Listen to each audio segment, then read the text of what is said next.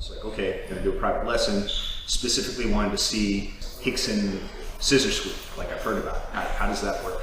And then I got into conversation sort of about open guard and the philosophy there, and the whole idea of creating weight, which therefore gives you connection on the bottom. What ultimately made an impression on me is a lot of the few things that Henry showed me during that.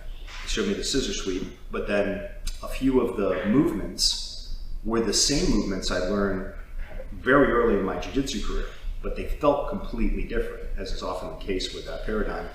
And the reason is because of the level of connection. So all of a sudden you start to get an idea of just, once again, you shift your context even with something you thought you knew.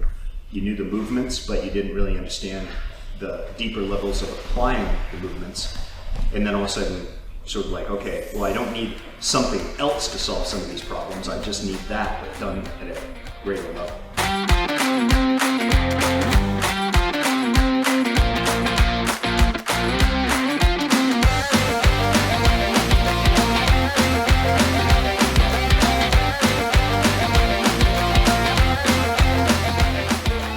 What works from a fighting jiu-jitsu, a self-defense, fighting, valley judo, whatever you want to talk, whatever works for that context will work equally well in a sporting context once you start to separate your need to control people with grips. That becomes optional, not required, and you really use your legs for your lower body for control, and then your hands are free for offense.